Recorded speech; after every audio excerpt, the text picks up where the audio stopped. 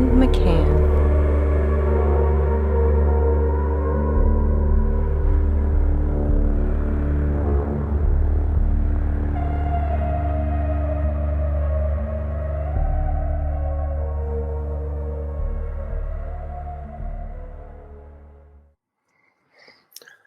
Greetings. Welcome to Wake the Dead. Today we are very delighted to have returning guest Roberta Glass. Welcome, Roberta. Hello. Thanks for having me. You have a podcast, and it's on YouTube, and it's on all the audio streams. Roberta Glass True Crime Report. And your work is very informative, and I am a frequent listener, and I love you have a moral center. I can hear it in your voice. I can tell, and that it's delightful to me to hear that, and I find that I can trust your words, and I'm very glad that you could join us today. You were a past guest with our mutual friend William Ramsey on the last time you were here. We spoke about the Innocence Project and how that is changing society slowly, and how they're working to dissolve the order of our current society. And that was a great show, very informative, and the listeners really loved that. And I really wanted to speak with you today about this subject.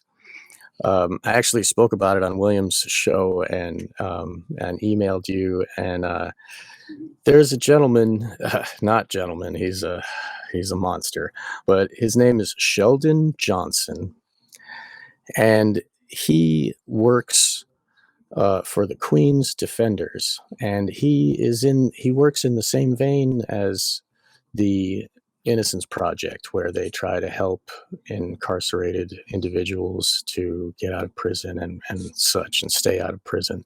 And last month, he was on the Joe Rogan Experience, explaining how he turned his life around and became this wonderful man.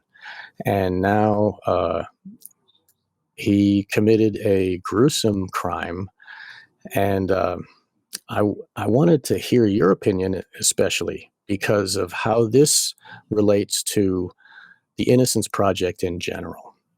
And go ahead, please. Yes.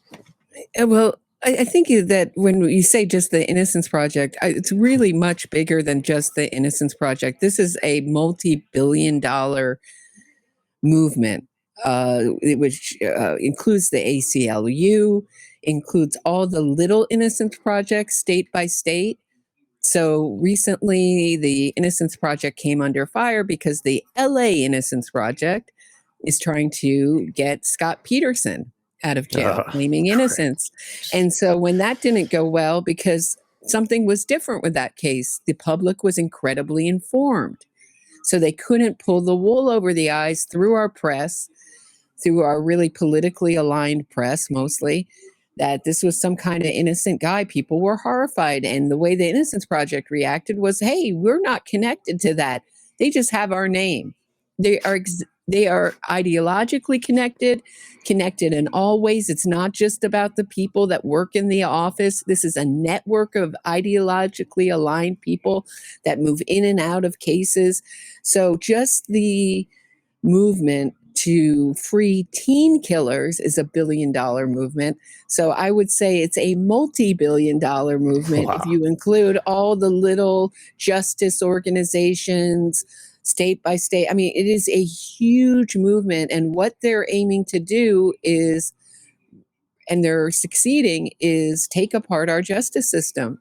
Right. And once our justice system goes, and most people aren't really, luckily, connected with our justice system, because most people are pretty law-abiding by and large, and don't really, besides maybe getting a traffic ticket, don't really come in contact.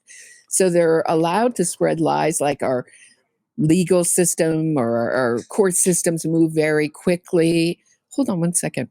Sure.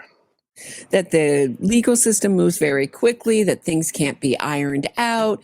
And from going to court and covering so many trials, from Ghislaine Maxwell's trial to Larry Ray's trial to the whole Nexium defendants and Keith Raniere's trials and some Jeffrey Epstein relating hearings, you realize when you're in court how slowly everything moves, how carefully everything is evaluated. So they have this, but they have to kind of put this idea out there that everything's moving very quickly, because that's why we need the Innocence Project to straighten out. It's not our appeals.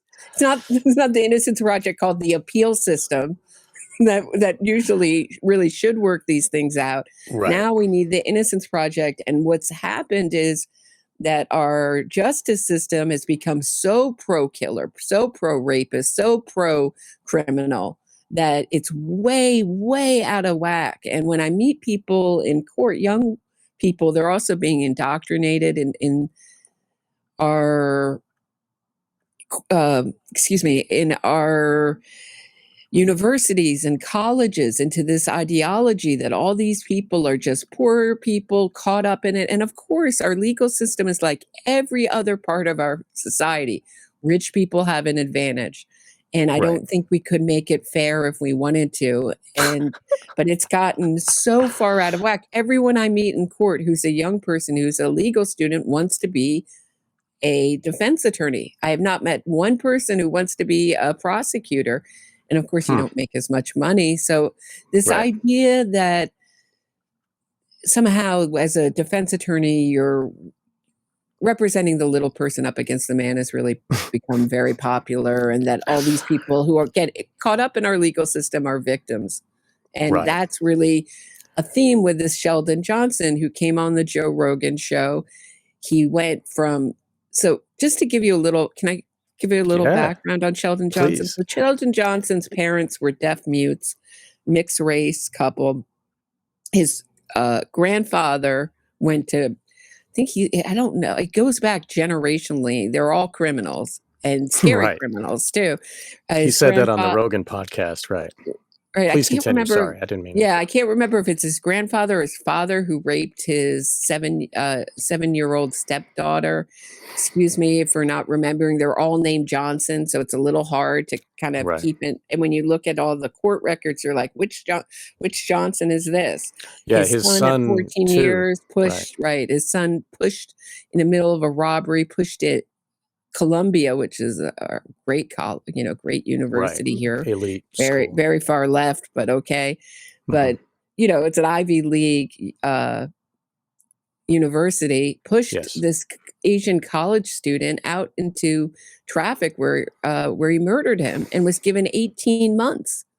18 months with the help of this movement, with the help of these kind of ideologically aligned people who wanted to give him a second chance, which is second chances is a real theme with the Johnson family. So Sheldon Johnson was dealing drugs. He was robbing people. The judge, the first 2 times he came in front of a judge, the judge was like, look, I'll give you another chance. I'll give you another chance. The third time he was threw the book at him, said sorry. And he's also beating people up. He's claiming he didn't touch anyone. It was everybody else was violent except Sheldon Johnson. Yeah, right. In this Joe Rogan interview. That interview is hilarious, because the way that he puts it is as if he had no will of his own. His whole life, he's a victim, the deaf mom and the crack epidemic. And, it just, the teacher wanted to hit me with a ruler. And then I got sent to juvie for 3 years where they raped me and they drugged me with Thorazine. And he just goes on. And then when he's talking about the crimes that he committed, that he was guilty for, he talks about how, I roughed up the guy, but I didn't touch him. And then he got 2 stitches, but those 2 stitches were in the back because of a gunshot wound. Sheldon shot the guy in the back, as he's running away. And they go on Joe Rogan. He's like, oh, he got 2 stitches and I got 50 years. It's so injustice. The guy chose to shoot someone in the back. I mean, after how many chances has he had? His whole life he's been in and out of the system. And on the show, he talked about how he was a member of the Bloods, And he was not just a average member. He said that he was he had a whole uh, uh, top of the Stable. food chain blood. Yeah, he had a nation beneath him. So he Mhm. was a he was a high end on the food chain of the evil that is the Bloods, and he's acting as if he had no will. Oh, I just became a member of the Bloods just because some guy was nice to me and put me on the street corner for $75 a day to watch for cops, and then it just happened that I went up the chain and became this criminal that does criminal. I mean, he blamed the fact that his criminal lifestyle was on having a kid. He's like, well, I had my son, so I really had to go do crimes now because I needed money. I'm like, wow. And he's saying this on Joe Rogan as if like This is he's not unusual. It's not unusual with these criminals. They always play victim. They right. always turn it around. It's the ultimate reversal. They're the Yes. victim. The system is the victimizer, and what they did was really not that bad. And this is all supported in the language of our press and the language of the movement, that these people Right. had no choice but to behave this way. And if you read Dr. Stanton's Now's work, which is fascinating, he worked with criminals and he said, it's not so much about poverty. It's not so much about opportunities.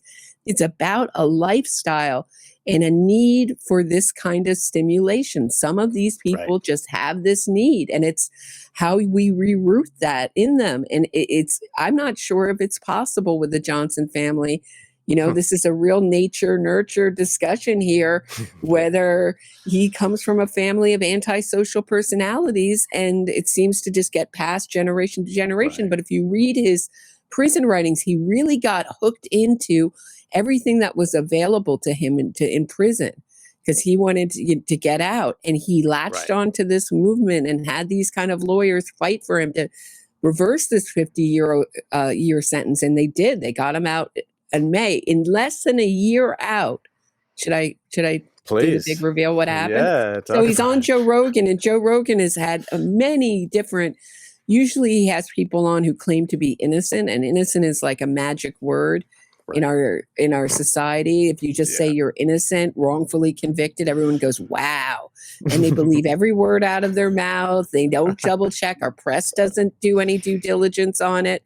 They never fact check them. William Ramsey and I have a whole 2-hour show where we fact checked everything Amanda Knox says. Almost everything out of her mouth is a lie. And It's Joe amazing. Rogan's cheering her on and supporting this. So this is, I've been screaming about Joe Rogan because he's friends with Josh Dubin and Jason Flom, who has the Wrongful Conviction podcast. Josh Dubin is a lawyer who is also a jury consultant, which is very interesting because he also weaves into another case that I covered, the Adelson murder of Dan Markel and the Adelson family defendants. He worked as a jury consultant. He was also a jury consultant for Harvey Weinstein. Wow. So he charges top dollar. So I just want to say what a jury consultant is for the listeners in case they don't know. It's basically a focus group where they hire people from Craigslist or whatever, and these people, they get paid like $100 a day. I was actually in one of these in Boston where because I needed money and whatever, I didn't want to sell my body to medicine, so I did one of these focus groups. And so they sit people down and they give you a case, and they see how, if you were a jury, what would the deliberations be like? And they observe and they listen to you talk, and I could tell that, like, when I was in one, they were talking about how much money should this person be for the be awarded for if they do Civil and case, yeah. right. And nobody knew, nobody was like, and I kind of took the lead, and I was like, well, this is immoral, and like it harmed him, and then other people just agreed with me, and they looked at me like I was like I was a bad guy or something. I could tell there was this Yeah, vibe that they don't want those kind of people on juries. But what he also does is he goes in. So in the Dan Markel murder case, he goes in and he voir dires, which is in the beginning of jury selection. You ask various people in the jury pool questions, and the way he represented couldn't believe the judge let this go on. He completely misrepresented your obligation as a juror. So you're asked to go in with an open mind. But what he asked the jury to do in that case, and this is it was a dentist, a periodontist who was on a murder for hire case, very interesting case. So he's on his defense team. I mean, really the worst of the worst. This guy also was into sex tourism trips and underage. I mean, no one you'd want to represent, but okay. So you mean this is his job. the Adelson, The defendant, Charlie Adelson, Charlie right. Adelson. Ugh, Really gross. awful, bottom of the Yes. barrel kind of guy. Yeah, disgusting. People on trial for murder tend not to be the best people. Just shockingly, kind of makes sense, right? So he's in this voir dire saying you have to go all the way. You have to hold the idea. He says it's not innocent unless proven. He goes, it's not innocent until proven guilty. It's innocent unless proven guilty. And that's something that this movement loves to do, play with words.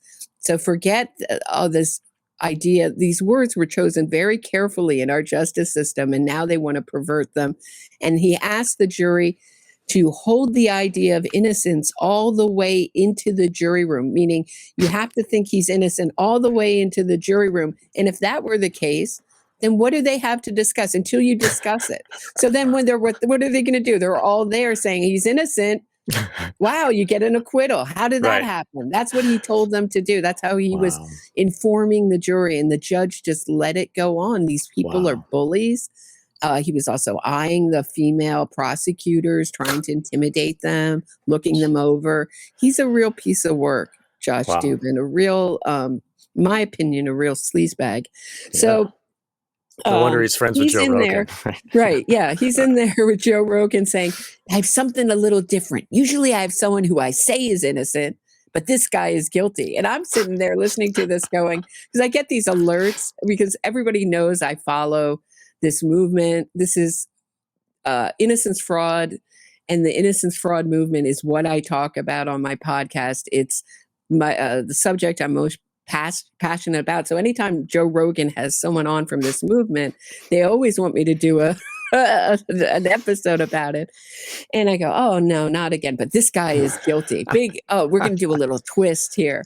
And there's Joe Rogan, basically his style is, which is obviously it works, going, oh, amazing, great, oh, incredible.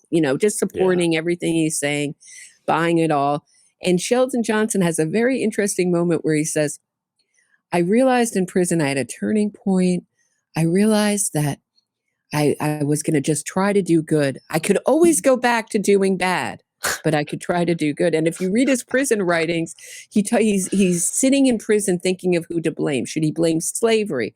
Should he blame intergenerational trauma, which he does? Should he blame racism? Yes, all those things. Anyone but himself, And so what happened is, big spoiler alert, I'm kind of teasing this out. What happened was 2 weeks after getting off Joe Rogan, and what was interesting about that was this is the first time I'd ever seen any skepticism on Reddit. People were like, I'm not sure about this guy. But of course he would, and I wondered if it would have been different if they used the magic word innocence. That seems to just like stop all critical thinking in people. Right. But they were like, this guy seems really dangerous. This guy. So lo and behold, Sheldon Johnson's, he's been out for a year. He's working at the Queen's Public Defender's office, meaning public defenders, people who can't afford a defense lawyer. And he's caught on camera walking in and out in various disguises, one of which is a blonde wig and sunglasses. It's very dark humor, but it is kind of funny to just look at. This macho guy, black guy in a blonde wig walking in and out of the elevator. He was friendly with this guy in prison named Colin Smalls. His neighbors heard Colin Smalls say, hey man, don't do it. I have a family, then gunshots. And then he's walking in and out with cleaning supplies. The torso was found at Colin Smalls. His feet were found at Sheldon Johnson's apartment, and Colin Smalls' decapitated head was found in Sheldon Johnson's freezer. Now, you would think that this would really alarm the people in the Queen's Public Defender's Office, but no, they all came to support him at his arraignment. Right. Meaning, are you going to get bail or not? He was denied bail, shockingly, because first of all, it's so public, but with our bail reform, pretty much everyone, they say it's not for violent crimes, but it is. And what happens is it's really hard on women, especially abused women. It's basically guaranteed same day release. That's what bail reform is. This time they didn't do it. He's in prison. I'm going to see if I can try. It probably won't go to trial. Our prosecutor's office is here in New York. And when I say New York, I mean Brooklyn, Queens, all the boroughs. Mm-hmm. Staten Island is a little different. It's a little bit more conservative, but are really just not up to the task, really in disarray. In Manhattan, we have Alvin Bragg, who's been awful, just a pro-criminal, pro-killer DA, not prosecuting anyone. You'll hear about a stabbing, death from a stabbing. No one's being prosecuted. Wow. We haven't had a high-profile murder trial in New York, in Manhattan, in years. So I might have to go to Queens if Sheldon Johnson, and I think he might go to trial. He's that arrogant.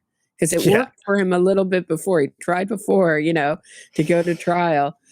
He didn't win. He apparently, according to his incorrect sentencing guidelines, which I think what that means is that the judge, which is a right in New York, can go way above the recommended sentences. You can get a recommended sentence, but you don't have to follow it.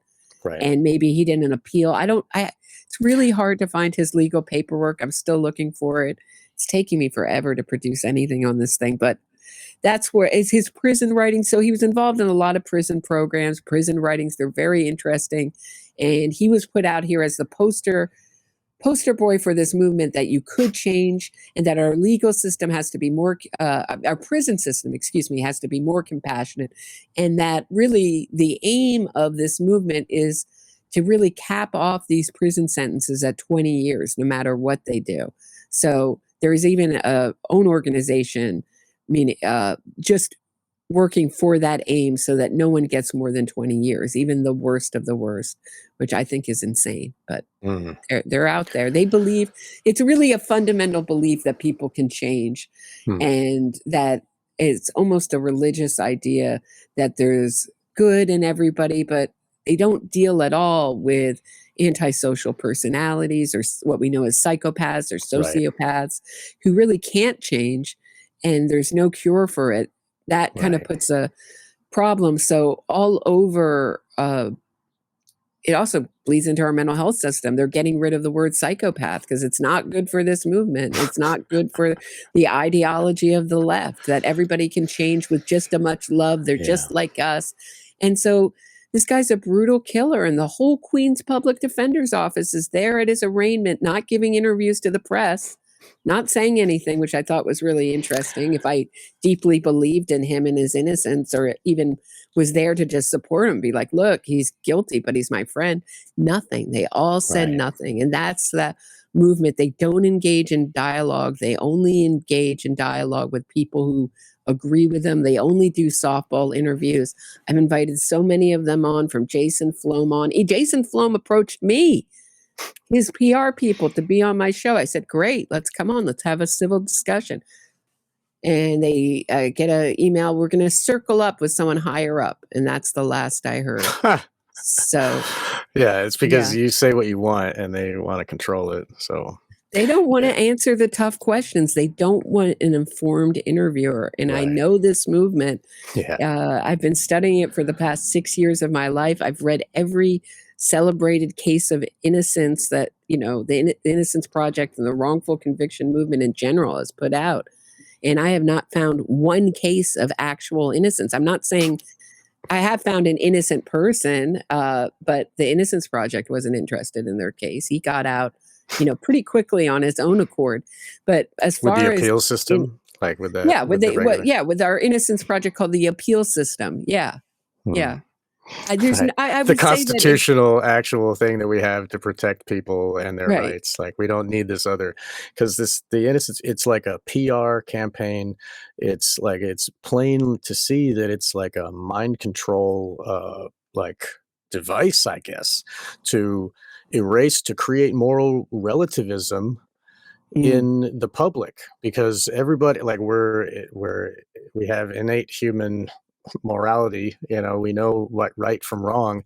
And the more that we get the program, this satanic signal of like right and wrong is an illusion, like these people can, it doesn't matter what they do, it's how they talk, and like, and then they can say whatever justification to create in your mind a reason why they had to do this bad thing. And oh, it's okay that, like Sheldon, like I got, I was on the streets of in the crack epidemic in the late 80s, and you can blame the government for bringing all the cocaine with Bill Clinton and Mena, Arkansas, and the Iran Contra, and he's going down that, and it's like, okay, but you chose to be there and do that, like you know, and and so it profited off of it and exactly seemed to enjoy robbing people.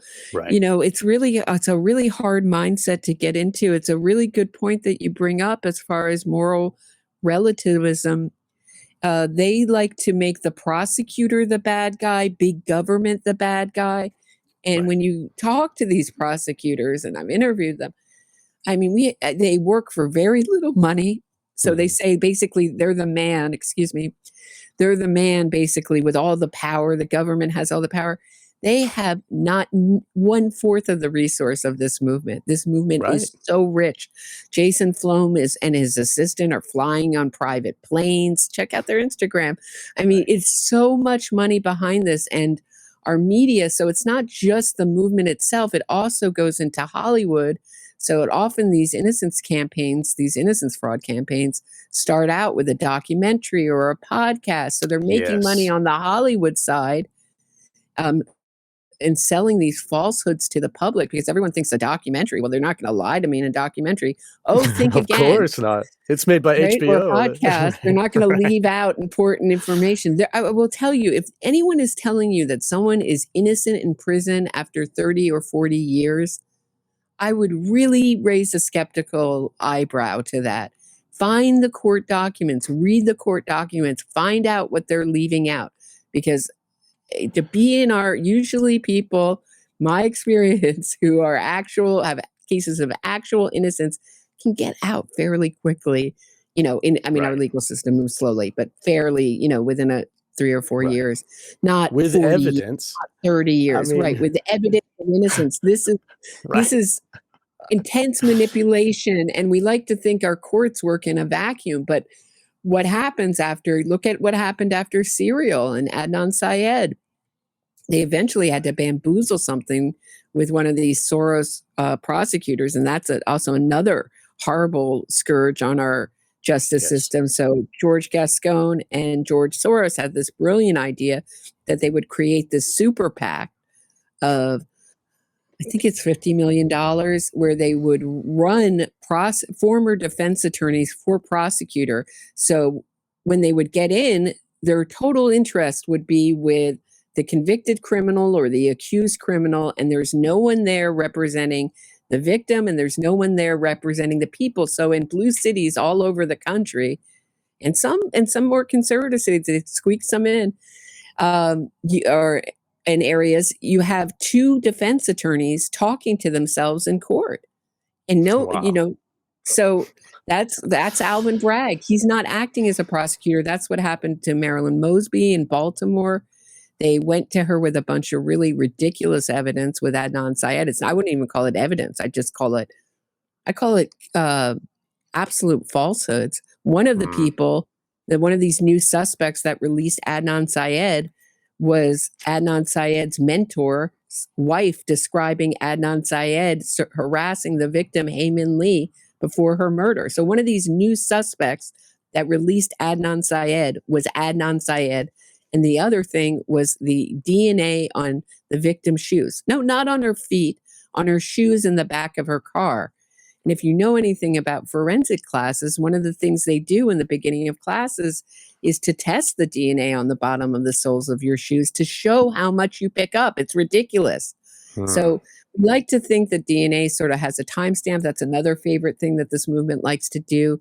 Either if the DNA isn't there, or if there's a partial DNA, meaning that it'll never be matched to anyone, they declare innocence and they push it through to our courts. But we like to think that our court system works in a vacuum and that these innocence campaigns have no effect, but that's just not true. Our court system is very aware of public pressure, very susceptible to public pressure, and will bend to it. And we've seen it over and over again. A lot of these DAs want to get elected, and also they'll be bullied and rolled over. They want to get elected by the people that watch the documentary, and they think that they're voting for justice, and it is obviously a mind control device.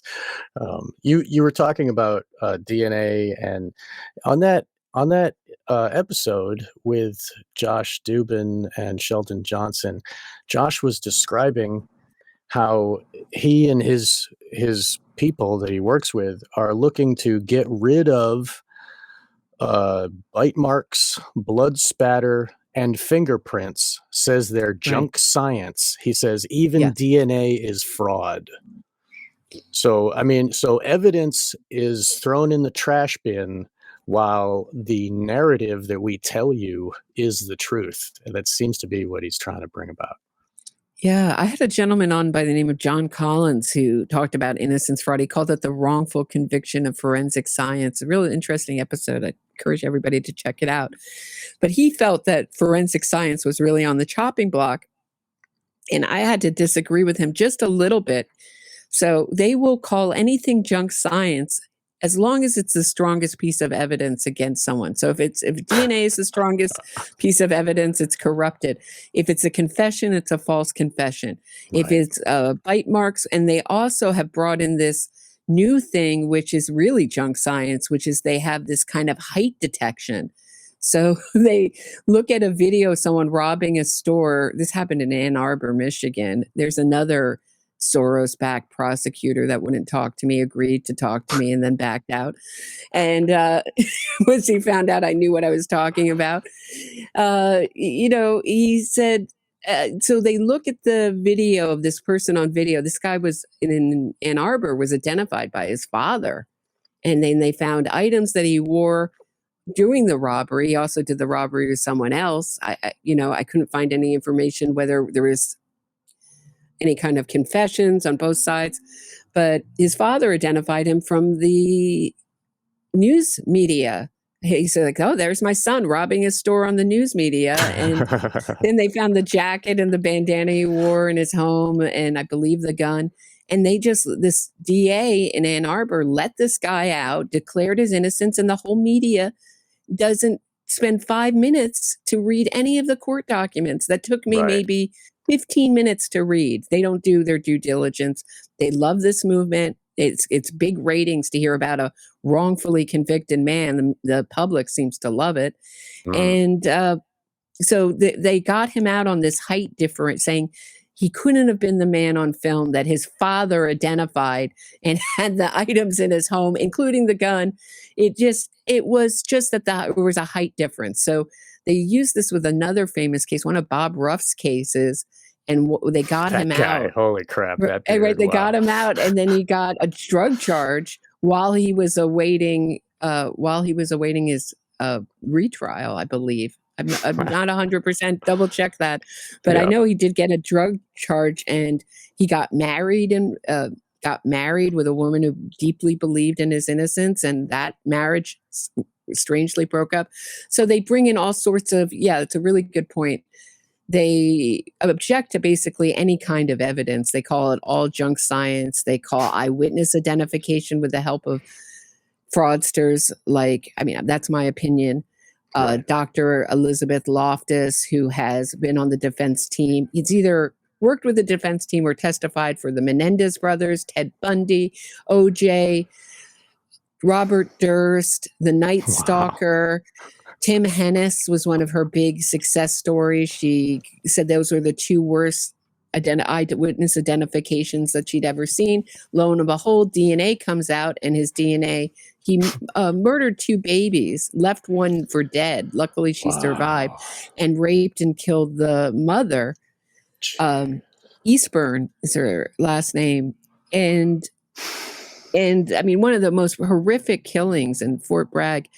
And DNA comes out, and lo and behold, after they make a made-for-TV movie with Ricky Schroeder, all about the reversal of Tim Hennis's, with the help of Elizabeth Loftus's conviction, called Innocent Victims. You can find it on YouTube. And big celebrated made-for-TV movie. It comes out this guy was guilty all along, and they can't try him through our court systems, our regular court systems. They try him militarily, and he's now on military death row. But Dr. Elizabeth Loftus, this memory expert, who basically says you can't believe anything that you see. Our memories are so fallible, which everybody acknowledges. Her big catchphrase is memory is not like a tape recorder. Well, nobody says memory is like a tape recorder. No one says that. No one says, oh, well, I have it in my tape recorded memory. I can just play it back. Everyone recognizes that memory is elastic, fallible. So she's done a lot of experiments. I saw her testify in person in the Ghislaine Maxwell trial. She was one of two defendants for the defense for Ghislaine Maxwell.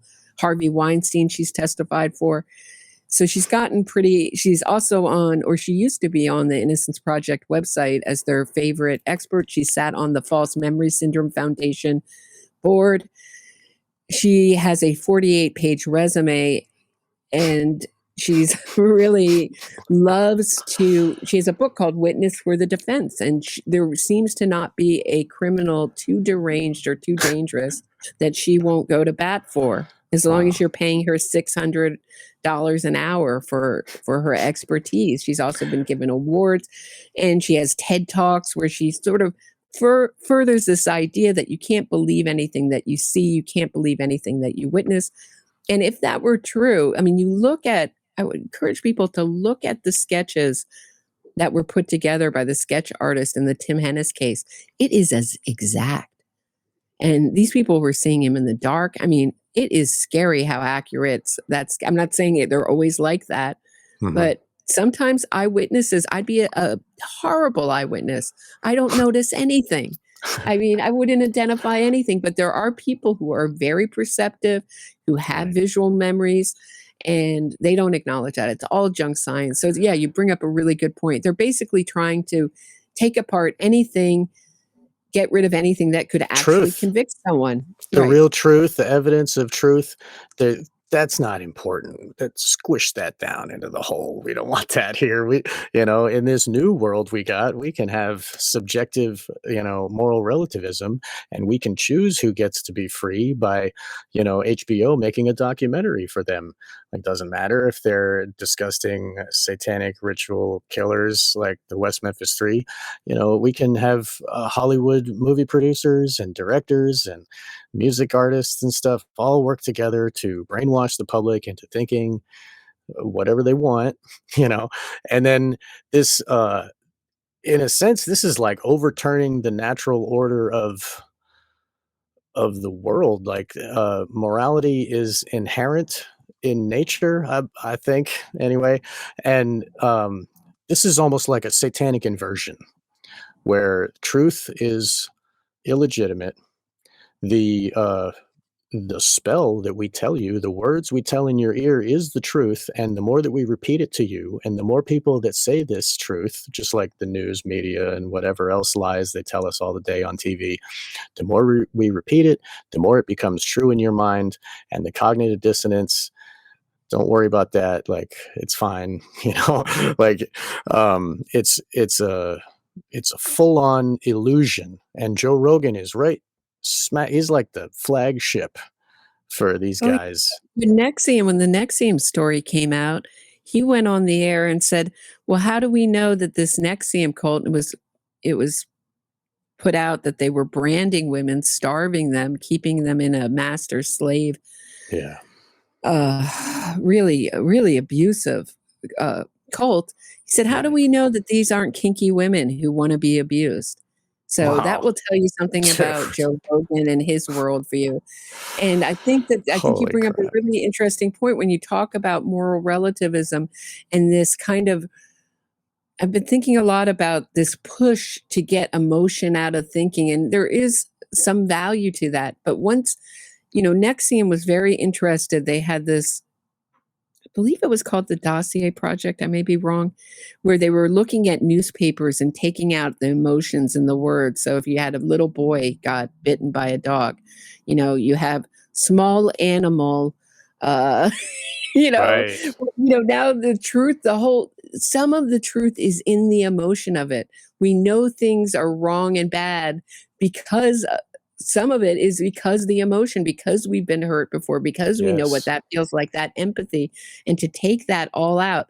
And I understand that our justice system needs to be a little bit more, a little bit less Objective. Yeah. objective. But when Yeah. you watch it I just got hooked going to these trials because it's amazing what you watch. Right. When you're watching a cross examination, it's like a film sort of gets lifted, and you can see very clearly what's true and what's not true. I'm not saying it's not above being theatrics or manipulation, but generally you can really see very clearly. You hear the truth very clearly in the courtroom, Right. and it's a very goosebump moment type thing, and to have this all taken apart, and it works on a balance. But I think that the movement itself really exposes itself when it says we don't want it to be fair. It's like saying we're going to have football matches, but everybody's going to be on the same team, so we're always going to win. We're always going Right. to score on one side of the field, both teams. And Right. that's what's happening with our legal system. So it needs to work in opposition. And 5 or 6 years ago when I started my podcast, I was really alarmed that we're not having debates, we're not having discussions. And I think that's part of the reason why programs like Joe Rogan are so popular, is because it's one of the last places where you can hear some kind of discussion, some kind of debate. We're only hearing one side. So if you want to hear the Right. conservative news, you go to Fox News and Newsmax. And if you want to hear the left-wing news, you go everywhere else. There's very little kind of debate or Right. even more neutral, kind of centered, balanced news. Yeah. And I That's think true. The without media that, is under control. The media is we under work control best by in the same opposition. people. Right. Right.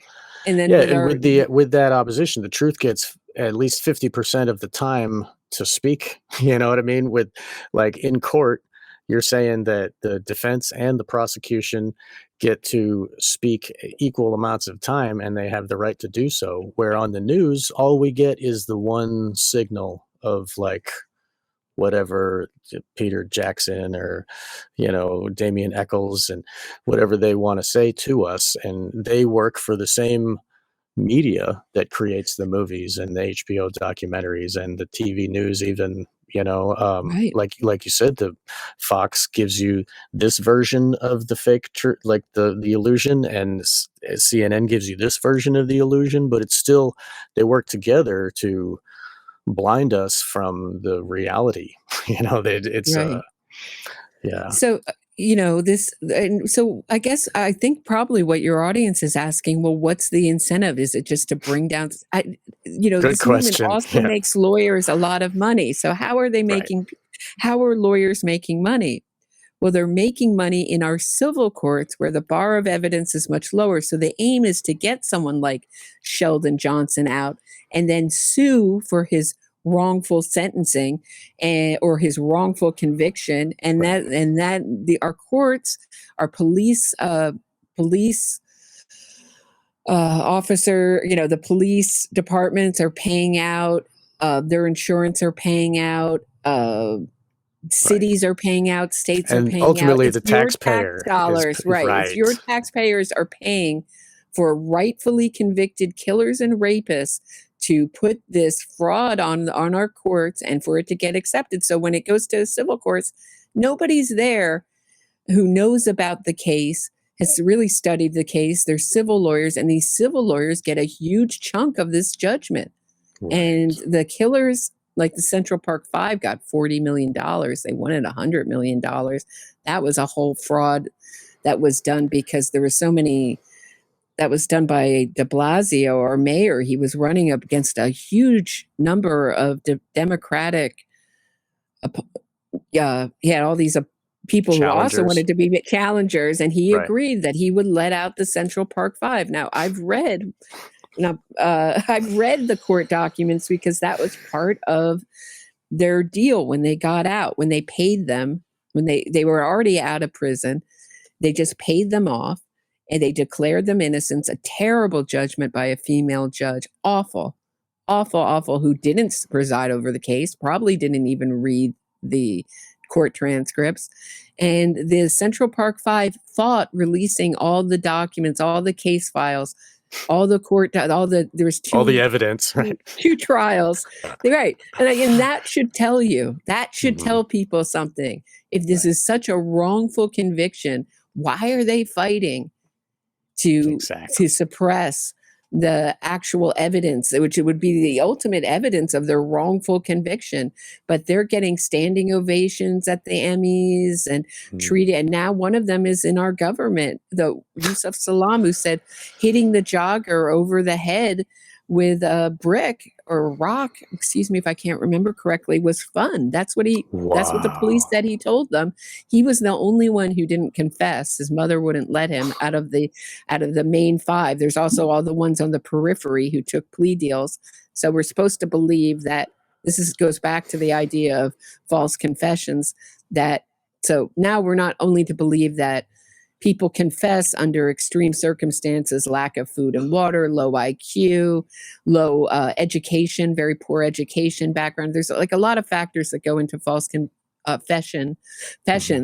But now we're supposed to believe the idea that 4 people and more will falsely confess in a way that's all consistent, all telling the same story. We were out to rob bicyclists and joggers that night, and they suddenly almost killed. They all thought they killed Trisha Melee. She's an amazing woman that she survived that. She lost 75% of her blood, given her last rites. She's an incredible woman. She's stayed silent because also what they do, this movement, is terrorize you if you want to speak out. And the harassment, I can tell you, is intense. Right. You're a horrible person. I wouldn't want you on a jury. You're bigoted. You're racist. They'll do anything to defame you so no one will listen to you. Don't listen to her. She's a terrible person. Is what I've victimizing them all over again. Right. And a lot of these prosecutors have no guts and will cower to them. They will tell me things behind the scenes that will make your toes curl about the way that this movement has worked, and they are too wimpy to actually stand up and say what they know. So it is pretty, and the press is also afraid and ideologically aligned. So they don't want to go up against a team of civil lawyers and possibly get sued. For what? For telling the truth. But we have something on this side. And when I say we, me and maybe the one or two other people that talk about this subject, I think it's really one, Innocence Fraud Watch UK, and me, where we have the truth. And that's very scary to them. We know these cases. We've read the court documents. We know what's going on. We know how they work. And that makes us public enemy number one. And this is sweeping across the UK. This is not just in America. This is sweeping. It's huge now in the UK right now with this post office swindle, which is basically all these thieves in the post office stole money and blamed it on a computer virus. A lot of them actually argued that in court, didn't work. And now they're having this kind of like this show trial inquiry where they're manipulating it to make it look like they all didn't do anything and it was all just a computer glitch. So again, nobody's to blame, and not me. Right. And this woman tried to. Seema Misra is one of the most famous ones of the victims, and in her court documents, she tried to blame a legal immigrant she had working for her. She said, all the money was stolen at the time, and then she got hold of this Computer Weekly article, and they all sort of gathered around and got together and decided that they were going to, that this was going to be their way out. And with the help of Nick Wallace, who's kind of really interesting, he's a British journalist who came to me and said, "Oh, I'm doing a podcast on innocence fraud. Will you talk to me?" And I said, "Sure. Talk to anybody who wants to talk about innocence fraud." I just wrote a book about the post office inquiry, and being American and not knowing anything about the post office inquiry, I said, "Sure." So he taped me talking all about innocence fraud, and I said to myself, this is never going to make the light of day. I had no Really? illusions that it would Yeah, ever okay. be anything, but you always hope that somehow Sure. if I can amplify the message, I would.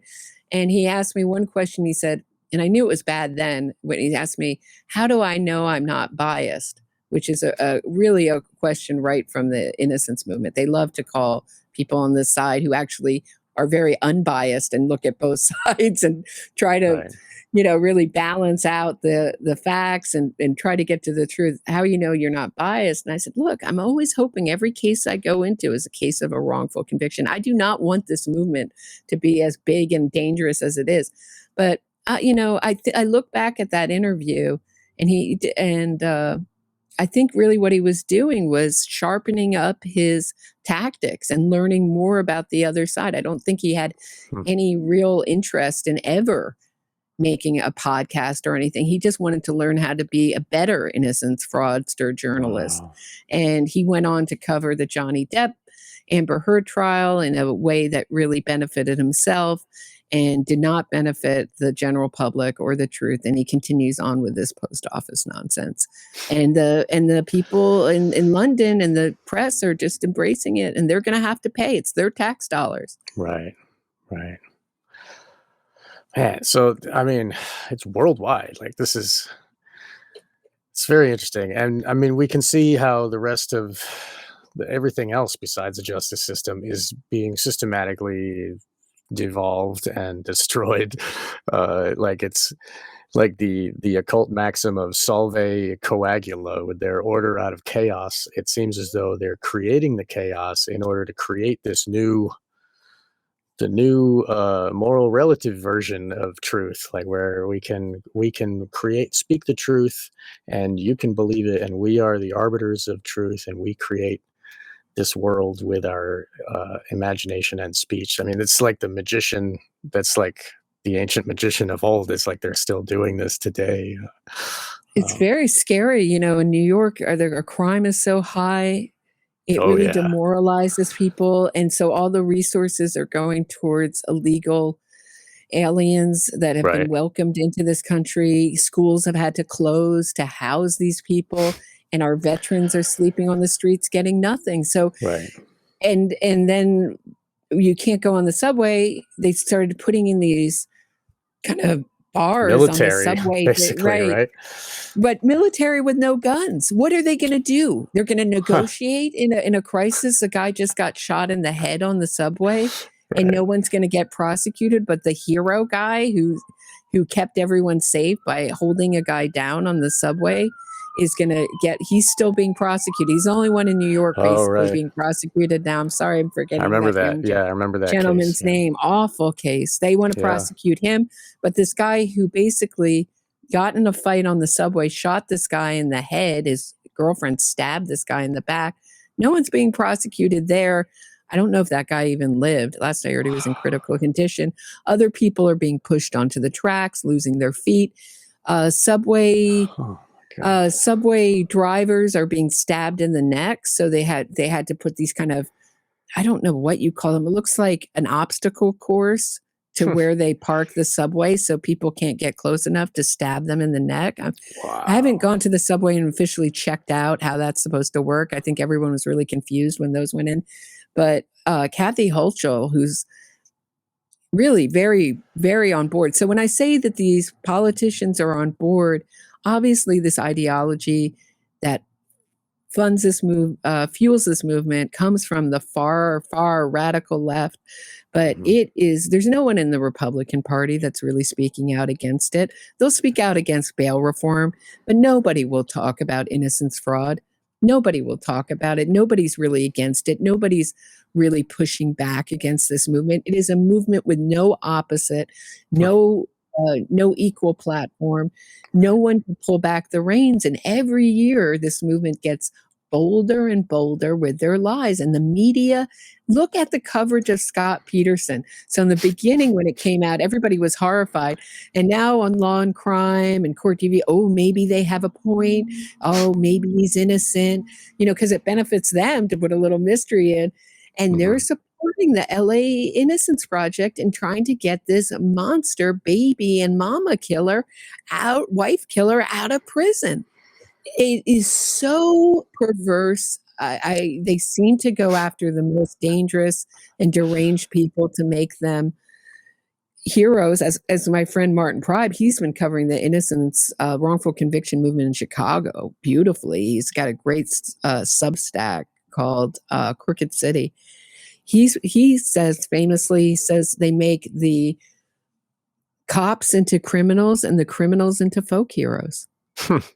Like I said earlier, the satanic inversion. It's like the mirror of truth, except opposite. You know what I mean? The mirrored opposite of the truth. And this is what we're running on now. We're doing this illusion instead of reality. And they're trying to take the whole civilization of the world along with it. And like I said before, Joe Rogan is their flagship. And this Sheldon Johnson guy, he was on Joe Rogan just like not even a year after he gets released from prison to talk about how terrible the prison system is and how we need to reform it. But then in his it's not speech, go ahead. Wait, hold on, just a correction. Yeah, I don't, please. I think that they do. So this movement doesn't generally do much that I've seen to actually reform the actual prison system. Right. They don't what help they the want is prisoners. lower sentences. They want Right. I think that they really want our prisons to be so bad. Right. I'm not against it. Gives them a if reason it works to make d'etre them to better. like be Right. yeah, right. So Because to without be the a victim prisons and say how being that terrible bad, it is. they wouldn't Right. need to exist. Right. That makes Right. sense. So, but I wanted to read you this quote. Okay. Hold on. That was in About Sheldon Johnson. I thought it was so perfect, from Brian Stanley. This is from I believe it was CNN article. A justice court advocate at Avenues for Justice, a New York City-based group that advocates for alternatives to incarceration for youth offenders. And the Republicans and the Democrats are both on this kind of getting rid of life sentences for youths, which sounds great because of this brain overclaim thing that your brain isn't developed. But if you are a youth and you get life sentence, that means you've done something so horrendous. Right. Because what I'm saying is your age is such a mitigating factor. And go to some sentencing hearings, watch the way a criminal is sentenced. It's so specific. And every little thing that could possibly be on your side to mitigate your sentence and bring it down your sentence is considered. So they just want to go in there and say, after 15 years, if you got a life sentence, you have an avenue to parole. And what that does to the victims and the victims' family members is give them, really sentence them to a life sentence of worrying that their loved one's killer is going to get released any second, and sentencing them to constant parole hearings. And in LA, George Gascon has just gotten rid of the whole department that notifies victims' families. So when their killer comes up for parole, they won't even be notified. They won't even know about it because he wants to keep them out of parole hearings because their voices are so effective, because they know the case, because they come with real feeling and real emotion and care for the victim and their family member that they lost. It's so effective to remind our system of what was lost. And that is really will tell you who these people are. They don't want opposition. They want a court. They're making our court system a kangaroo court.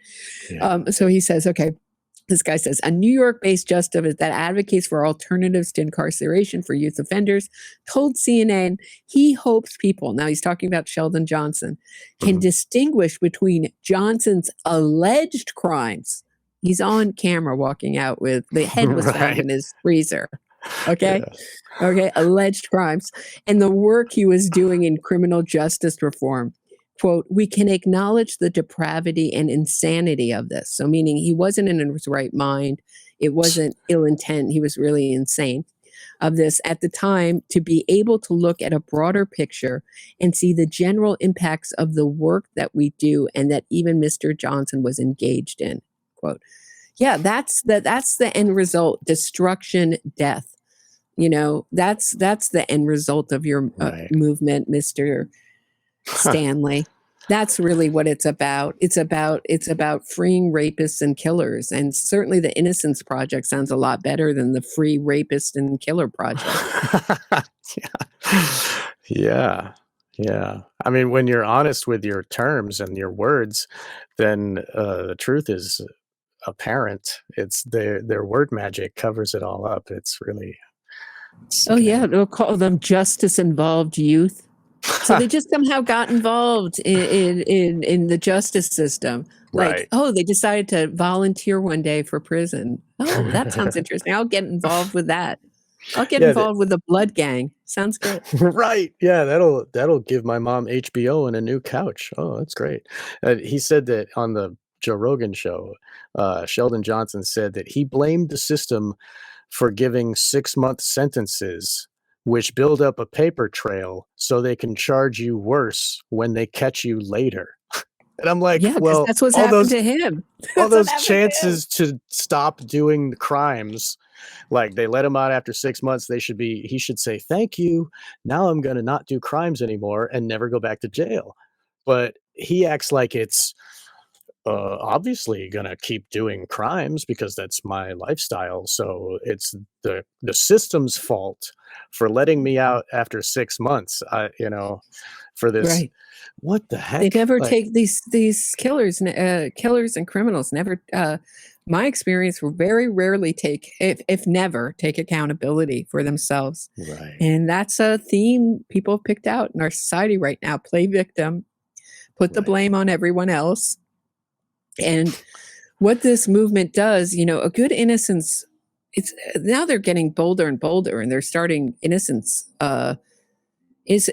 fraud campaigns in real time, like what's going on in Massachusetts with Karen Reed case. That's an innocence fraud campaign in real time.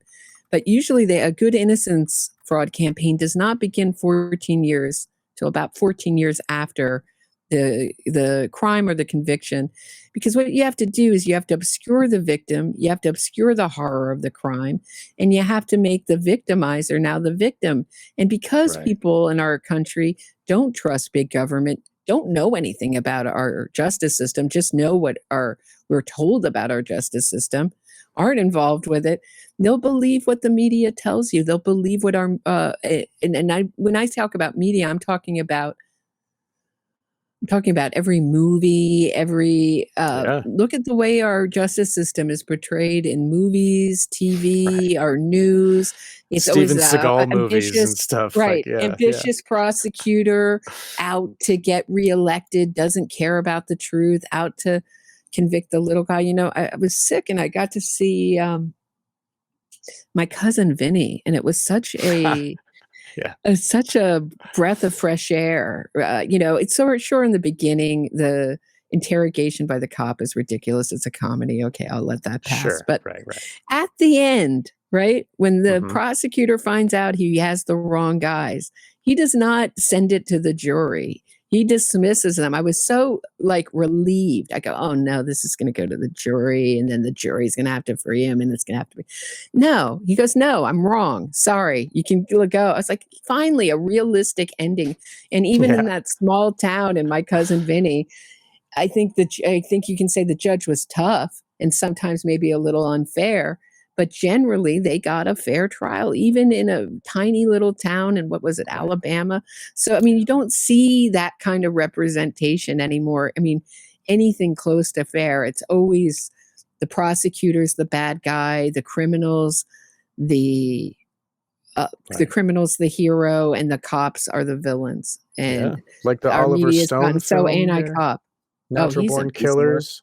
Right, but I'm just saying, like, the natural born killers idea, the whole, he's turning the criminal into a hero with the cameras of the media, and that whole zeitgeist that came from that.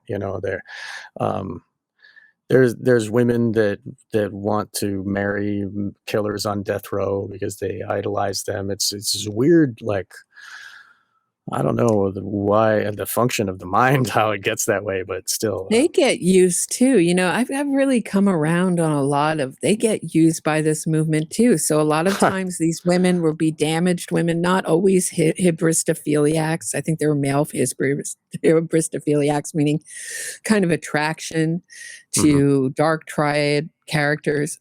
But they will be pushed out front. If you look at Jason Baldwin's wife when he married her, Holly mhm, Ballard, she was really put out center stage. If she'll marry this satanic child killer, he has to be innocent. And they really are used and abused by this movement. And she's walked yeah, away. Hey, Holly, if you're listening, look me up. Love to talk to you. I really think that they get used and abused and discarded when they're no longer useful to the movement. So yeah, it's not everything. It's such a complicated. This movement will use anyone that they have to. I spoke with the founder of the National Organization of Victims of Juvenile Murderers, organization I've done a lot of episodes with, and she talks about being used. She's very anti-death penalty, and she was basically just used by the movement. And once she was no longer useful, and when she wanted to sort of put a stop to some of the pro-killer stuff that they were, pushing out, they had no use for her anymore. When she exhausted her use, they kind of they kind of mhm. threw her away. So It's it's a funny pretty that predatory movement. this Sheldon Johnson didn't get thrown away once he was revealed as a murderer who dismembers people and takes their body parts home to his house and dresses up in costumes so that he can clean up the apartment. That guy didn't get thrown away by the Queen's defenders. They were all there supporting him. They didn't have any comment, but still, like, they don't throw away that guy, but they throw away the women that fall in love. Like, Great point. somehow he's still useful to them. Right, because they have to sort of continue this charade that he's just like us, and that what they say. And Kim Kardashian, there's a lot of Oh high man, profile people she's supporting this terrible. movement. Yeah. That woman on The View, Sunny Hostin, is that her name? She's come out in support of the Innocence Project cases. Hilaria Baldwin has supported Julius Jones. I mean, there's so many of these celebrities, absent-minded. They're these people. Most of them didn't graduate high school, and they Right. believe what the Innocence Project tells them, what the media tells them. They can't believe that the Innocence Project would lie. Let me tell you, they lie. They lie by omission. They lie directly. They, it's a movement very much like the criminals and the convicts. It aims to help. It's dangerous and deranged movement. It is an Yeah. immoral movement. It will win at all Completely. costs, do anything, harass victims, never call off the dogs when victims' families are harassed by their supporters, accuse victims' families members of being the actual real killer, lead campaigns to social media campaigns to finger them as the real killer, because they always have Yeah. to have sort of an, not always, but mostly an alternative theory, and usually it's the victim's family member, because those are the people that know the most about the case.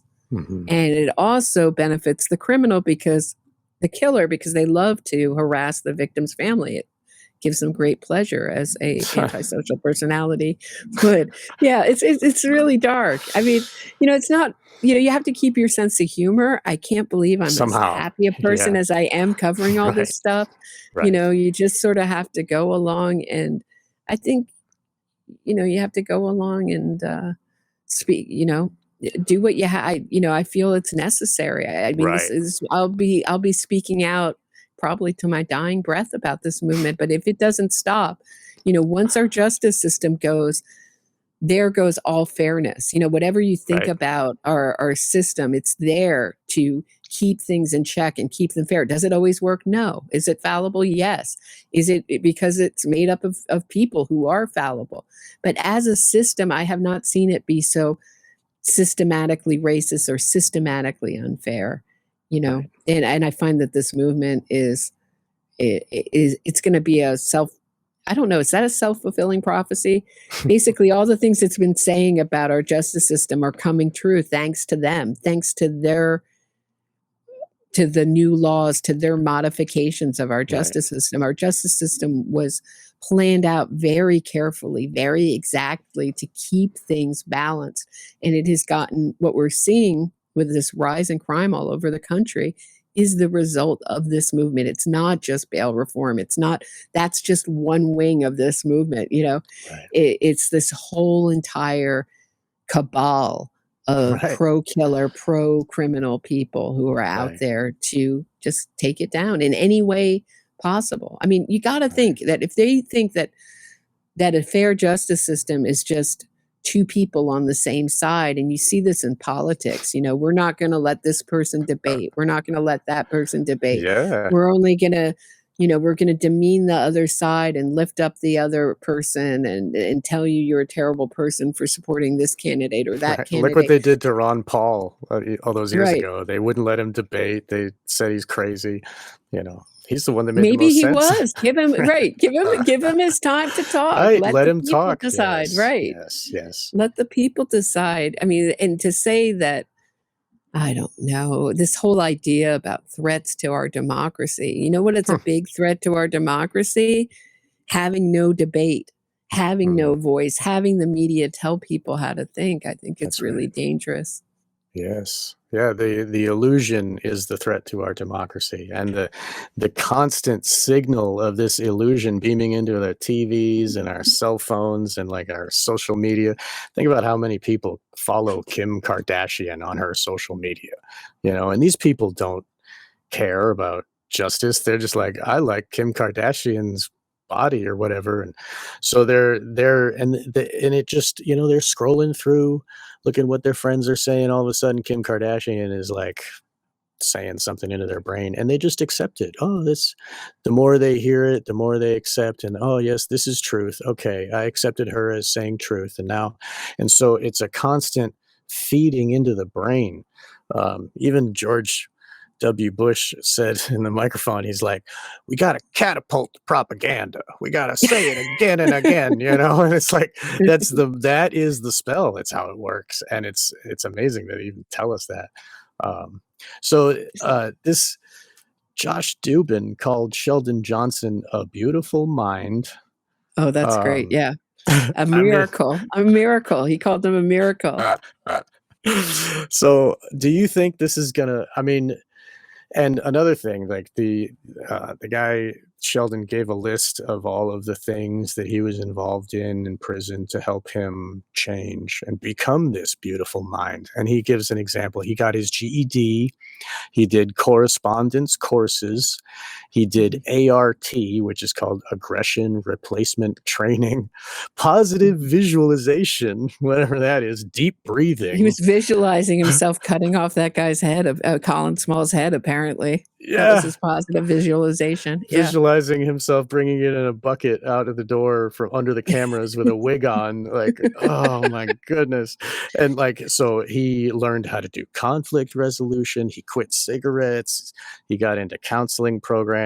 He went to Cornell prison education program, got his bachelor's Bard degree. College has one too. Yeah. Mm-hmm.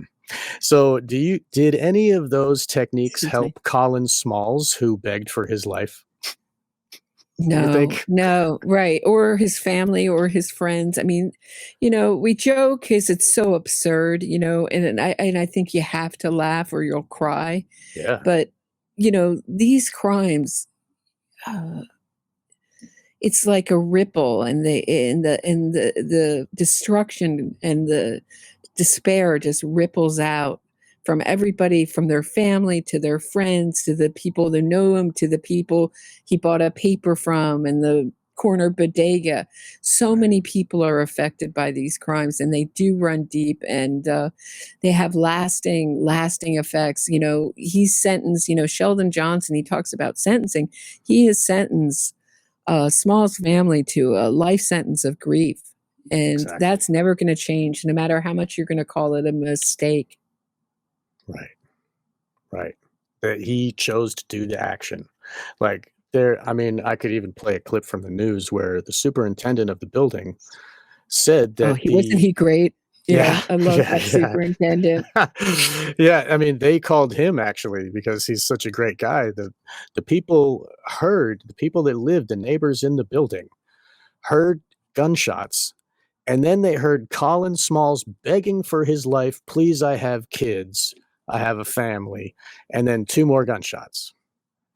Yeah. And then quiet. And then so they call the superintendent, and the superintendent looks at the cameras, and he calls the police. And um, so this guy who took all these correspondence courses and had aggression replacement training and positive visualization, none of that affected his consciousness while he was choosing to pull the trigger. This guy pleads for his life. I'm sure he was looking him in the eye, pleading, crying. And this cold-blooded killer pulled the trigger and then proceeded to clean up the evidence. So I wonder if this guy has always been a blood, never actually quit the gang, told everybody he quit, and then became this model citizen of the prison, and then became released from jail. And he's still in the Bloods. And now that he's out of prison, he's able to go take care of the business that he couldn't take care of while he was in jail. So this Colin Smalls guy, who was a friend of his from prison, which makes me think another gang member, something must have happened, and and now Sheldon Johnson has to go regulate the law of the streets and go murder this dude, right? I mean, if in the episode of Joe Rogan, he explains why he did the crimes that led him, like, I gave this guy cocaine and he didn't give me my money back, therefore he's fair game. I'm allowed to shoot him because he robbed me and we both live this illegal lifestyle, right? And he uses that to explain why he did the crimes in the past, and that leads me to believe that's still his thinking now. Do you think that's the case? Well, I mean, I see it just, I didn't consider whether he's still a blood. What I saw was a guy who saw a fraudster. So this guy, even before, in one of his legal filings, he's Sheldon Johnson, aka Tyrone something or other. So he's always had kind of like multiple aliases and disguises, and so he saw what this movement was, and this is what I see. These antisocial personalities go very well with this antisocial personality, this antisocial movement. Right. He saw it for a fraud. He learned how to work it. He got out, and you may be right. He may have still been a blood, or he may just thought, "Hey, I'm never going to get caught. I can." I liked, these people.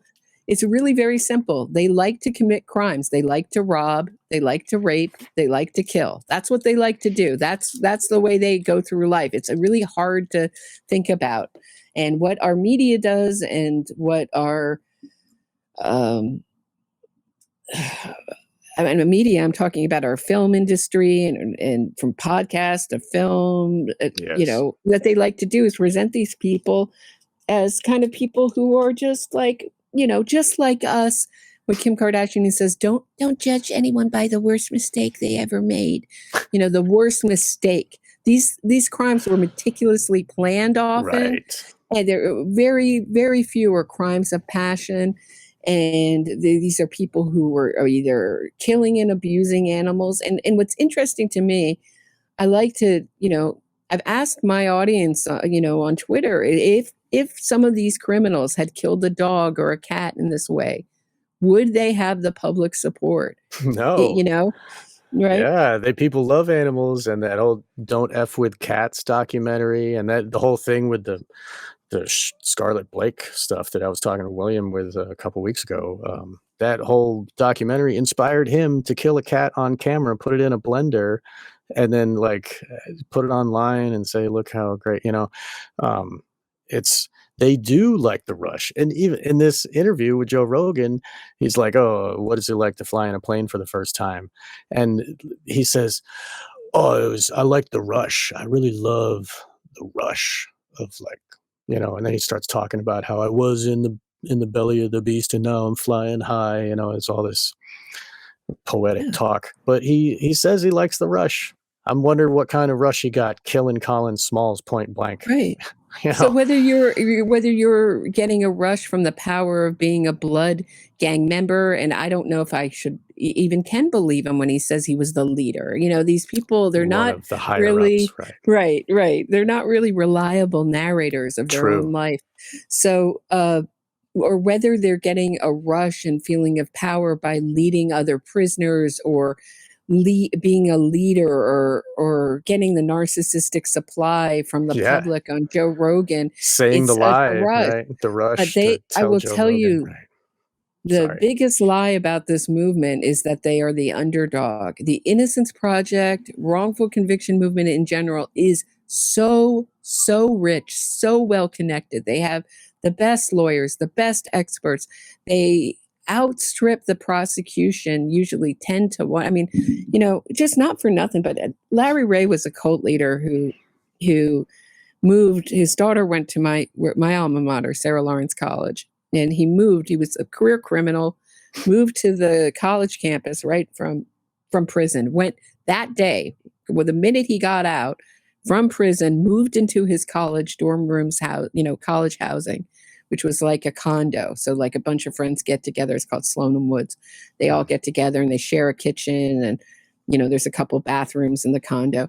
And he Right. lived there, moved into his daughter's best friend's bed, slept there for 6 months, led a cult, abused the kids terribly, coercively controlled them, beat them, et cetera, et cetera. And then eventually the way he would work was he'd say, "Hey, you scratched my pan. How are you going to pay it back?" And he also convinced them that they had poisoned him or poisoned their parents.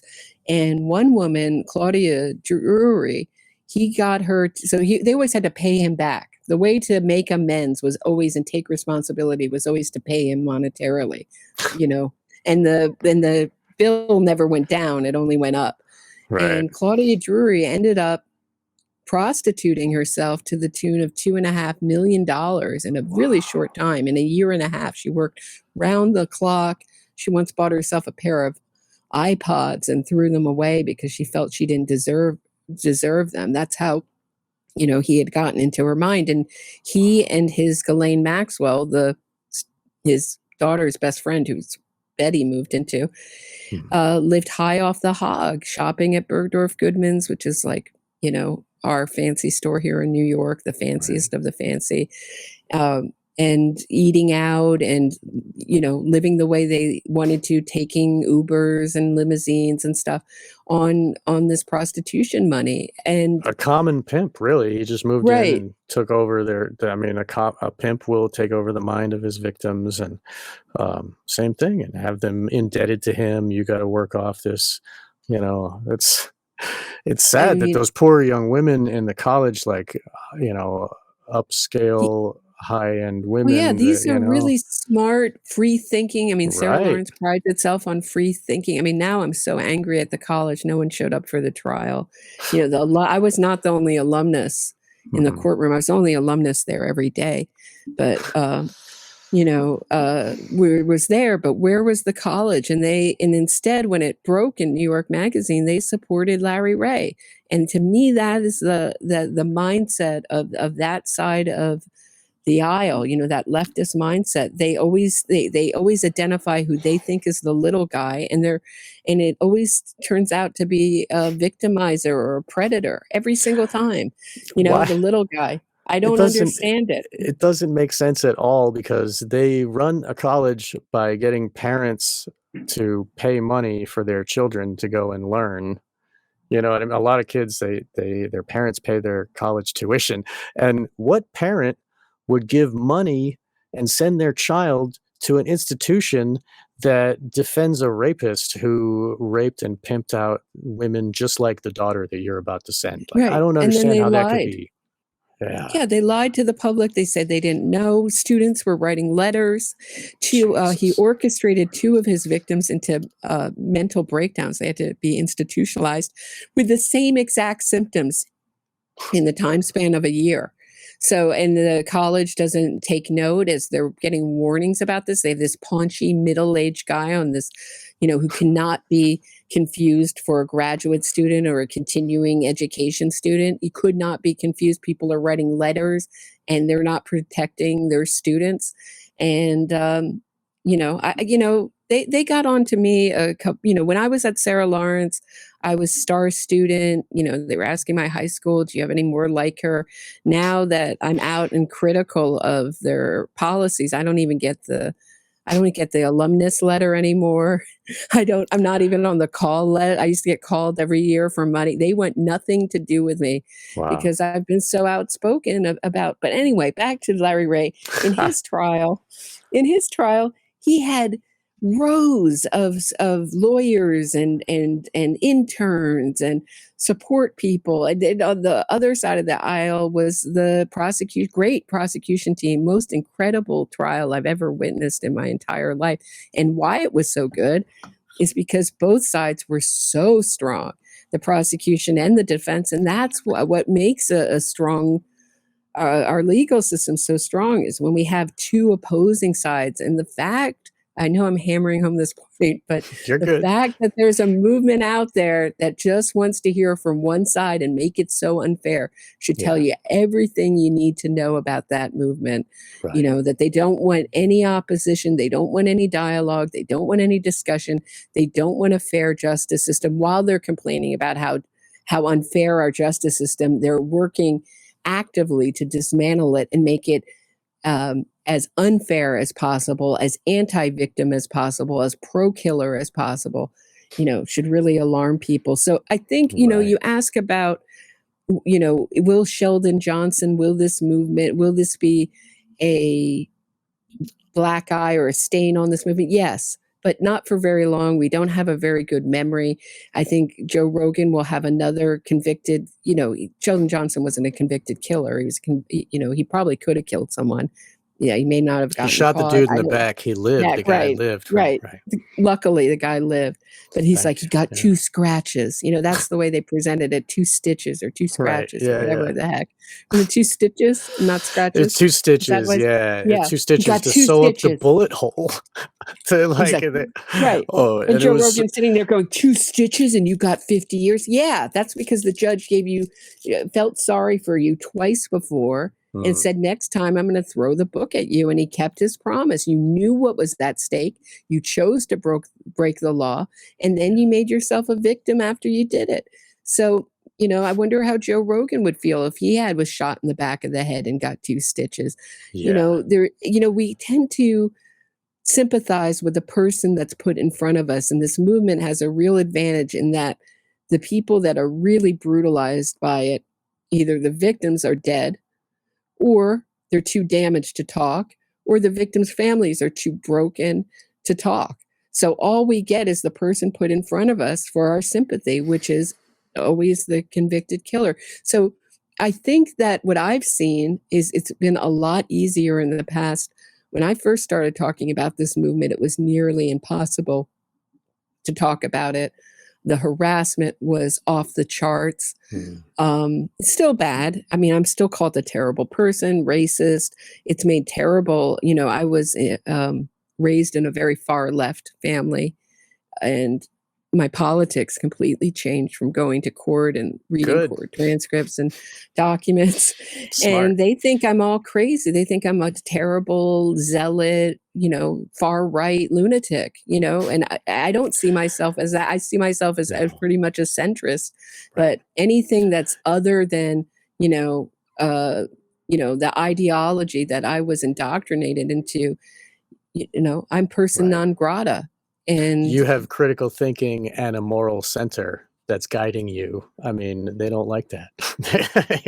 That's Right. obviously going to be against the illusion that they're Right. pushing. Yeah.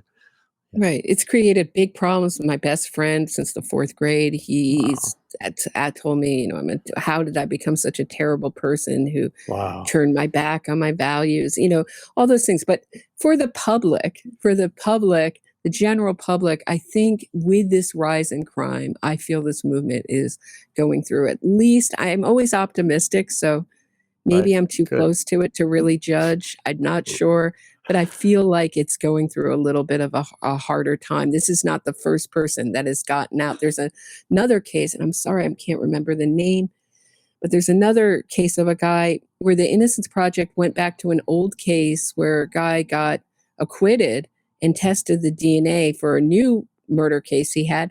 And lo and behold, the DNA came back with the client, his client's DNA. But that's a really important point also. So the Innocence Project always talks about how they're going to free people with DNA evidence. But Right. when they do the testing and it comes back with their client's DNA, they do not turn their back on their client. They don't say, sorry, you're guilty, see you later, very often.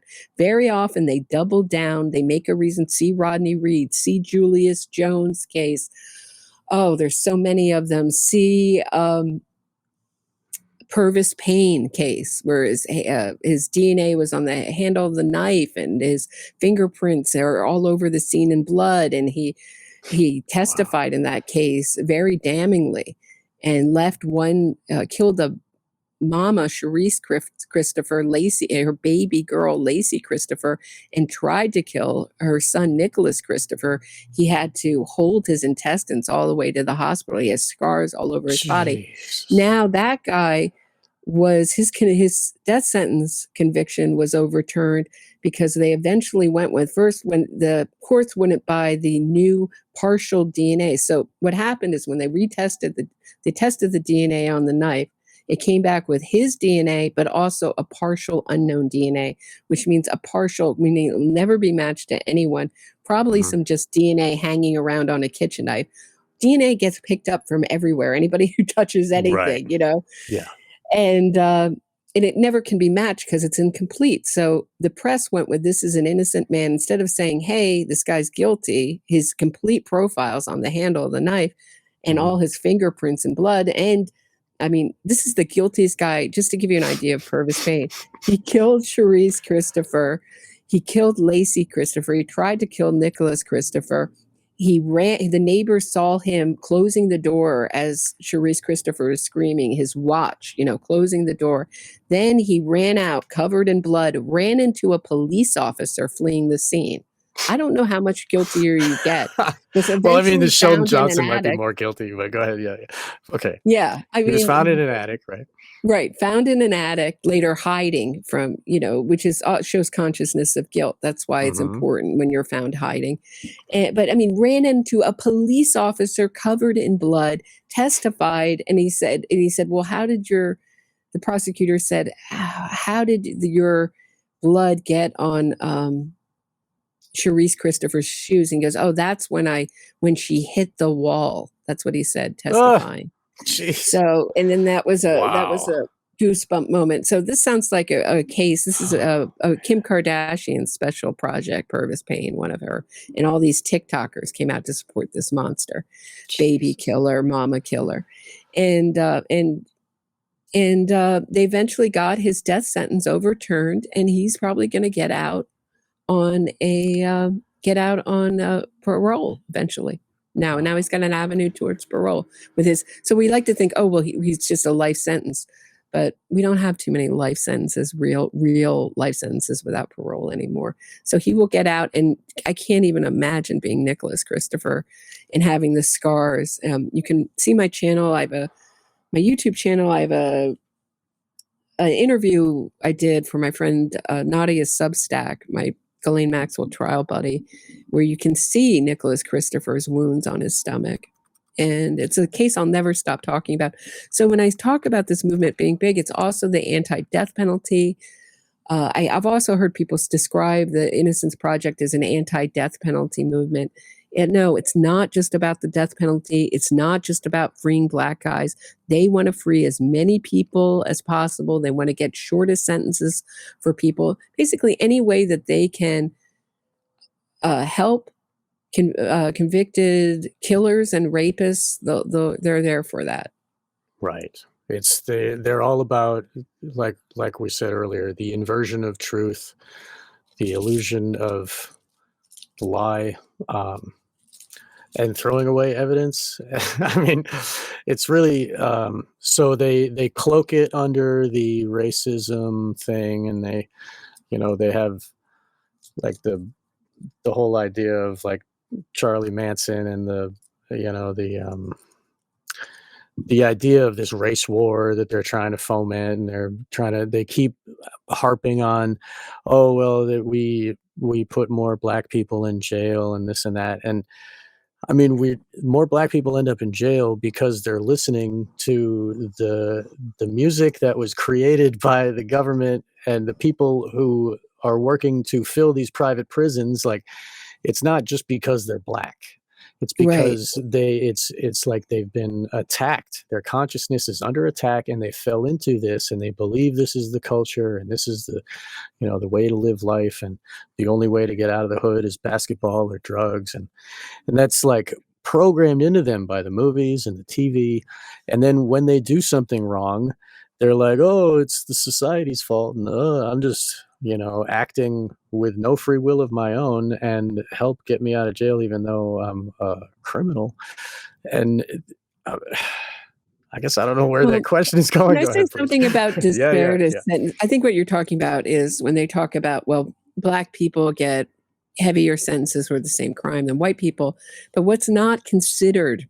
So sentences are really, I really encourage people to go to any sentencing hearing, find one, go to one. Mhm.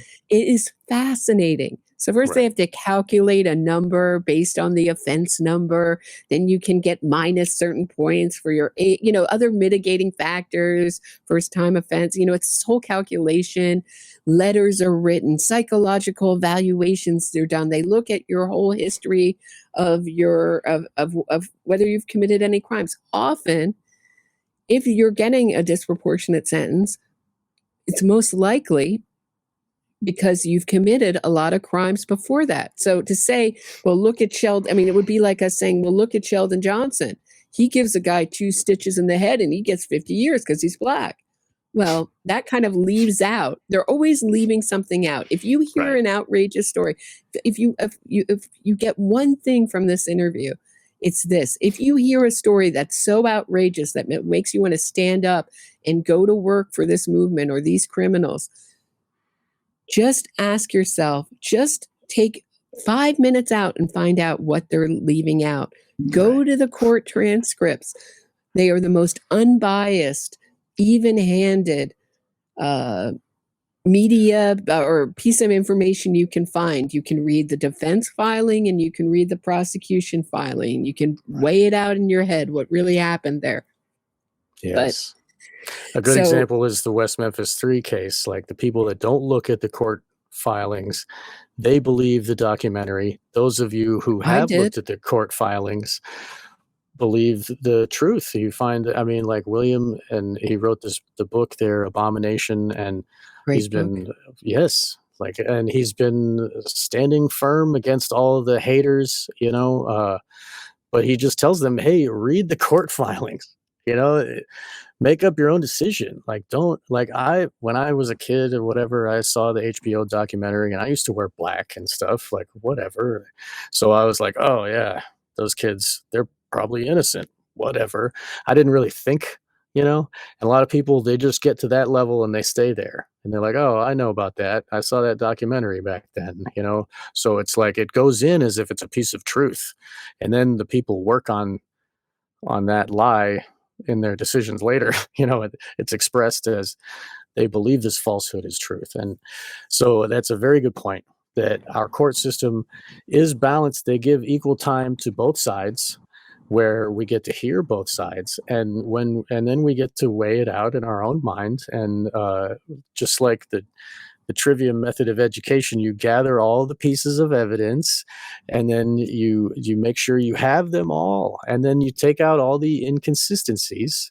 There's no contradictions in nature, so the truth isn't going to have a contradiction. It's going to be that's how you know it's the truth. That's Right.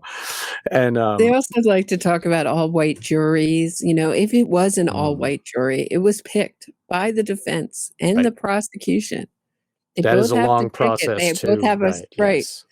They have a certain number of vetoes on both sides.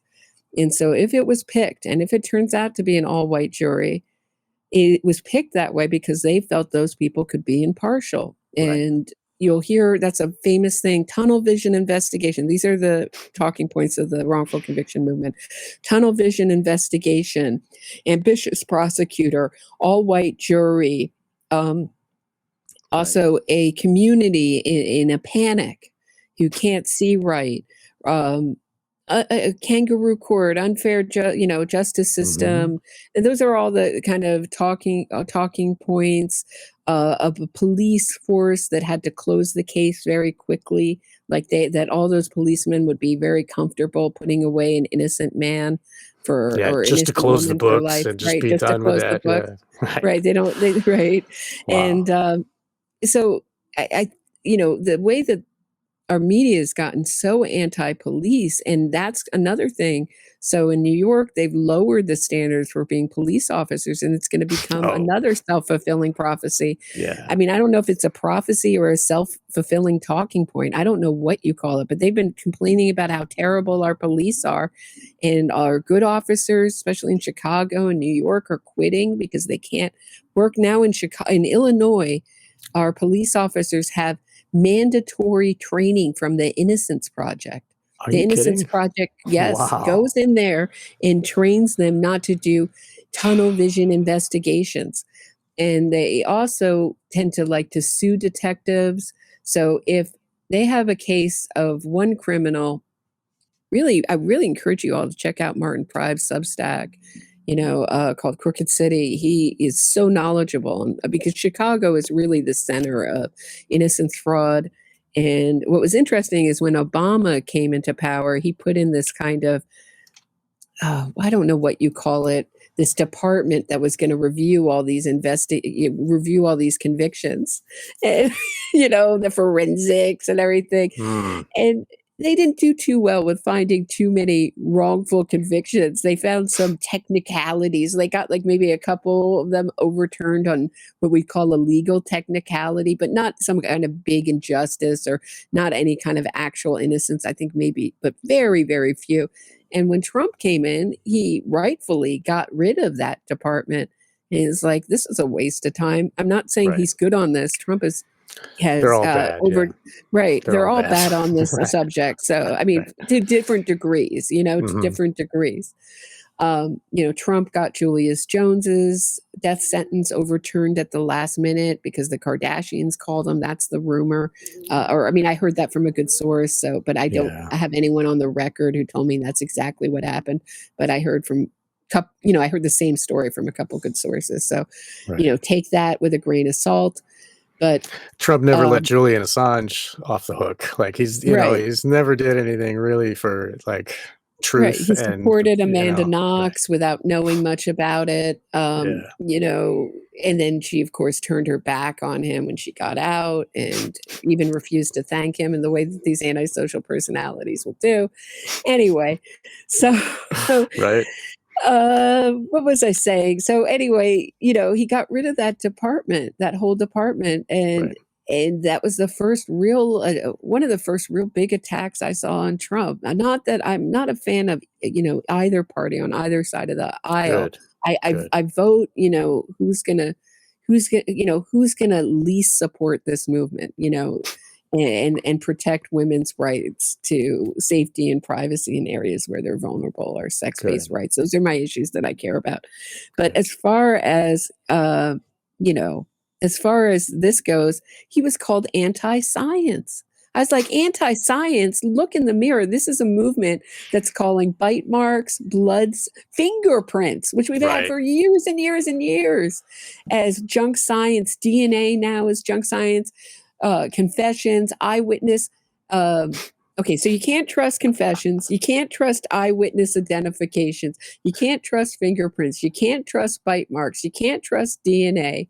All confessions are false confessions. What can you trust? You know, Right. basically what it means is throw all the evidence out. We don't care how dangerous, how deranged these criminals are. We want them out. And they have a financial incentive. So the movement itself has a financial incentive because every time someone is let out, our media, there's not one critical piece written. Our media just universally celebrates this with headlines, innocent man released after 40 years in prison. Then they go to our civil courts. Sometimes they'll go from court to court to court, get turned down multiple times, like asking 100 girls out on a date, and one is going to say yes. And eventually they throw their line on one court bites, and then they get these multi-million-dollar judgments, and it's coming from your tax dollars. Right. You know, I've been so shocked that people are so okay with paying out killers and rapists. You know, I don't think anything I say on my show is controversial. I just don't like killers and rapists. That used to be pretty much the norm, but not now. Now killers and rapists are the little guys, and it really all goes back to a very, you know, the Weather Underground, the People's Law Office in Chicago. There's a great book by Brian Burroughs that Martin Pride turned me on called Days of Rage, where I could see where the whole ideology came from. And these people, you know, a lot of psychopaths find a movement. You know, they're very narcissistic and they find a political movement and they hook onto it. Mm. I talked your ear off. Yeah. Well, that was really, I mean, that's actually the perfect way to wrap it up there with that last statement you just made. That's the real push. That's what we really are seeing with this whole the zeitgeist in the media and all Kim Kardashian, all of this. It's I really like that we were able to expose that and show that it's moral relativism and it's like it's not the truth, that they're denigrating the truth and throwing it in the dustbin while they're it's like I said before, it's a mind control device. It's like I mean, what's the next step? Once we believe there is no truth and that all killers were just made a bad mistake, what's the next step after that? Where are they going to bring society from there? I mean, that's kind of scary to me. So I'm glad that we were able to have this discussion and really take a further look. And this Sheldon Johnson case is just like, wow, like it's such a epitome of what you've been saying all this time. Like, look at the truth. This guy has not changed, no matter how many deep breathing exercises he does. Like, that's not really going to fix a psychopath. Psychopathy is it's not, you can't fix it. It's like the same with pedophilia. Once it's gotten to that level, it's their brain is broken and they're not safe people. You can't trust them. We can't imagine that, oh, just some mistake. They'll never do it again. Who says they'll never do it again? We have to just imagine that they won't. Yeah. And a lot of lawyers in this movement are psychopaths. I mean, you know, they walk among us. You know, I think that the left, the media in general, doesn't like to talk about psychopathy because it goes so much against. It's just an unappealing fact of life. We'd like to think everyone's like us, everyone can improve, everyone can change. But I've been saying on my show recently, you know, I really don't think, you know, you can get different, your politics can change, your habits can change. Right. But I think I'm pretty much the same person I was at 6 months, at 6 years old, at 16 years old, at 26. You know, whether you want to call that a soul or my DNA or whatever you want to attribute to it, I am exactly my character makeup, you know, my personality, whatever is the way I react to things. Maybe I can manage some things a little bit better than I could at 6 years old. I hope so. But, you know, but I'm essentially the same. There's like this essential nature about people. And we like to project ourselves onto these criminals and think, what if I was wrongfully convicted? You know, I would like people to think, what if I were the victim's family? What if I were the victim? What if I were breathing my last breath, and the last person I had to look at was the psychopath's eyes, you know? And then after you're gone, Kim Kardashian is putting them up as a hero. Like, imagine like what the family that's left, like with all those wounds in their past and their heart is wounded for life. And now people like Kim Kardashian and, you know, Bob Ruff or whoever, these people, they're putting the Satanist, the abuser on the pedestal. Yep. It's very, very sad and sick. Right. You know, I have and to these, laugh. I'm sorry. right. And these people like Rodney, you know, Rodney Reed's victim's family. I mean, incredible people that speak out, you know, and speak their mind, and they do so to great harassment with great, you know, they go to these hearings and watch their sister's killer try to get his sentence overturned on BS. I mean, I don't know how they do it. You know, that's been one of the most inspiring things, is to talk to these people, and there are, you know, not every victim's family member, you know, it's a mixed bag, but a lot of them are so inspiring and so strong and so brave. And that's one of the things that keeps me going. That's beautiful. And I would love others to think the same as you, to have compassion for the victims. I mean, for some reason, the Innocence Project wants us to have compassion for the West Memphis Three. The West Memphis Three are the killers, not the 3 boys who died. They don't even mention the boys' names. They erase that. They don't think about that. These guys. So that's a great mental exercise for all the viewers and listeners, to remember to have compassion for the one who was wronged. The true, like the real little guy in the system is the victim, you know, and don't help Goliath who destroyed the victim. You know, it's we really do need to keep our focus on reality and the truth and compassion and our morality, objective morality, that harming others is wrong. Like, no matter what, if somebody chooses to do harm to, if Sheldon Johnson is looking at the guy in the eye and the guy said, Colin Smalls says, please don't kill me, I have a family.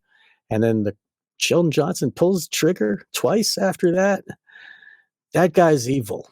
Like, that's evidence. He's evil, and we all need to no keep that apology in mind. from Joe Rogan. No apology. That's no true. taking down of the episode. He's still monetizing it, still making money off of it, because he knows I'm sure people he'll are make going to more listen money to it even now. more. Right. That's Yeah. right.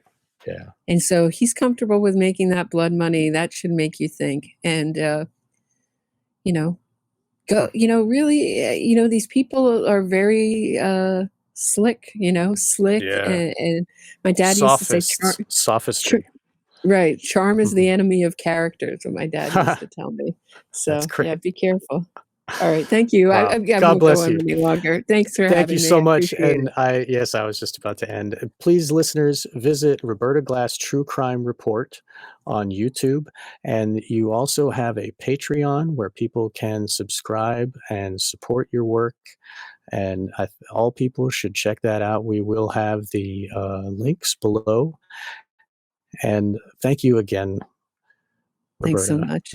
Thank this you. has been Appreciate wonderful. All right. Thanks. Wonderful. Thank you again. Well, all the listeners, thank you for listening, and we will see you next time.